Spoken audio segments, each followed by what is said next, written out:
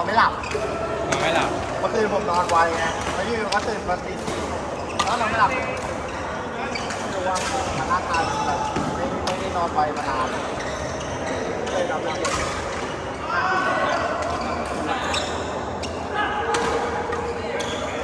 ปกติผมนอนตีสองก็ตื่นมันร่างกายมันถึงแล้วมันคนแก่เลยก็ตื่นเลยแบบนอนไม่หลับครับทำหนังสือก่อนแล้วอะไรก่อนแล้วรู้ประทำงานบ้านก่อนแล้วไม่ชอบ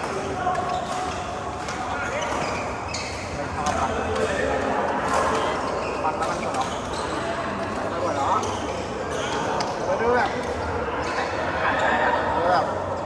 เราก็ไม่ได้ลบหลู่นะพี่แต่มันก็แบบคือจะไม่ชอบแบบ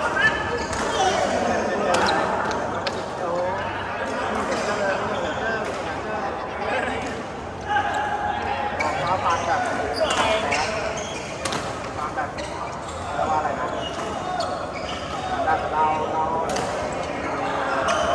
อะไรวะอะไรวะมันมีพอดแคสต์อันนี้อยู่หน้าครับเหมือนกันเดี๋ยวผมถ่ายแล้วผมก็ไม่ดีนะ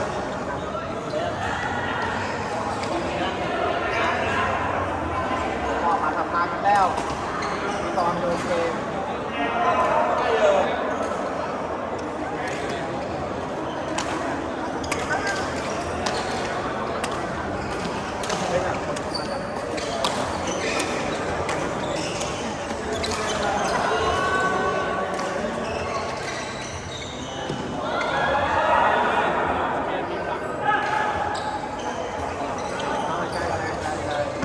ฟังแบบเป็นส่วนใหญ่จะปล่อยแคสแบบ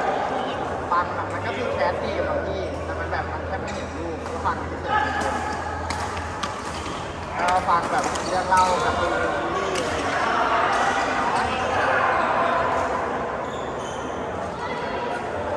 ีส์ฟังแบบภาษาอังกฤษอย่างนี้ฟังไม่รู้เรื่องหรอก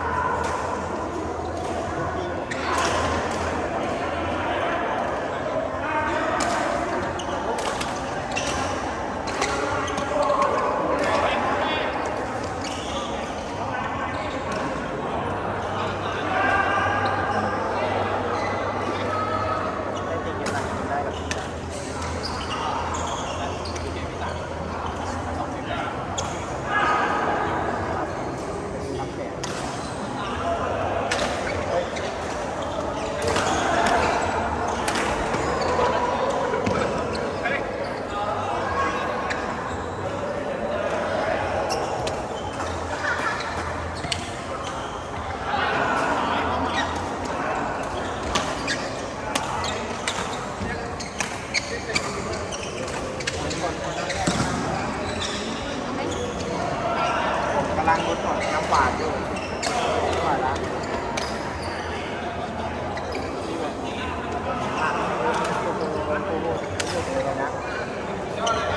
คือผมมาขับไปอ่ะคือผมกลับไปก็ไม่ได้กินอะไรเขาทำกับข้าวแล้วก็นั่งดู